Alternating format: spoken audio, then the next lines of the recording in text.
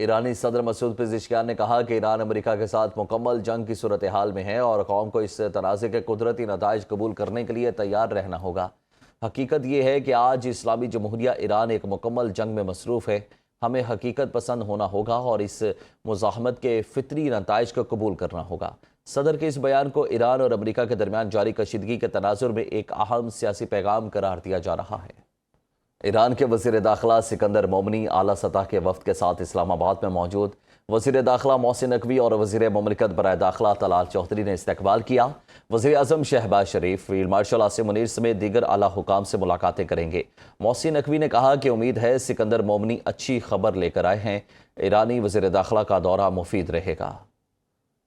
یمن کے حوثی تنظیم انصار اللہ سعودی عرب کی بحری ناکہ بندی کا اعلان کر دیا۔ خبر ایجنسی کے مطابق ترجمان انصار اللہ نے کہا کہ صنعاء بین الاقوامی ہوائی اڈے کی ناکہ بندی جاری رہی تو اس کے جواب میں کارروائیاں مزید تیز کی جائیں گی۔ حوثیوں کا کہنا ہے کہ گزشتہ 3 ہفتوں میں مسلسل یہ موقف اختیار کیے ہوئے ہیں کہ صنعاء ایئرپورٹ کی بندش ناقابل قبول ہے۔ اوگرا نے پیٹرولیم مصنوعات کی نئی قیمتوں کا نوٹیفیکیشن جاری کر دیا۔ 21 جولائی کے لیے پیٹرول 35 پیسے فی لیٹر سستا، پیٹرول کی نئی قیمت 315 روپے 80 پیسے فی لیٹر مقرر، ڈیزل 5 روپے 71 پیسے فی لیٹر مہنگا کر دیا گیا۔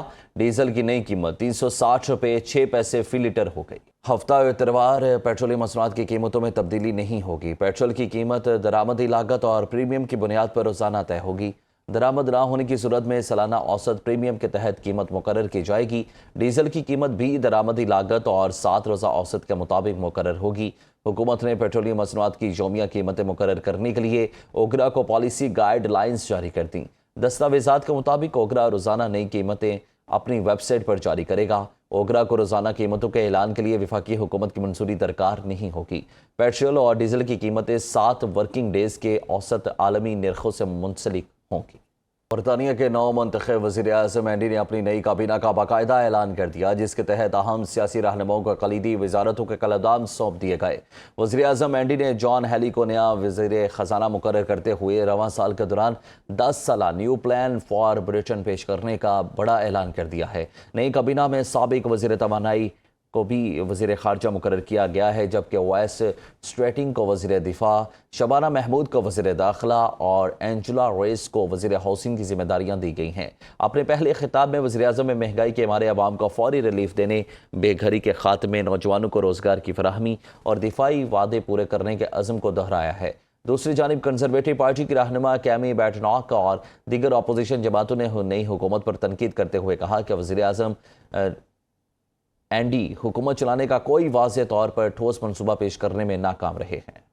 ایران اور امریکہ کے درمیان جنگ بندی کی طرف اہم پیش رفت۔ رائٹرز کے مطابق ایرانی عہدیدار کا کہنا ہے کہ ایران امریکہ عبوری معاہدے کے لیے مذاکرات کاروں کی 10 روزہ جنگ بندی کی تجویز دی ہے۔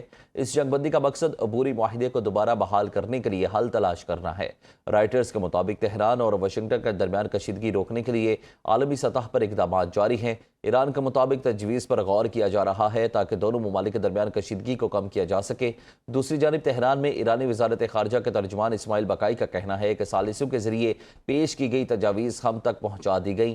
تجاویز ہمیں موصول ہو چکی ہیں، لیکن میں اس مرحلے پر ان کی تفصیل میں جانا مناسب نہیں سمجھتا۔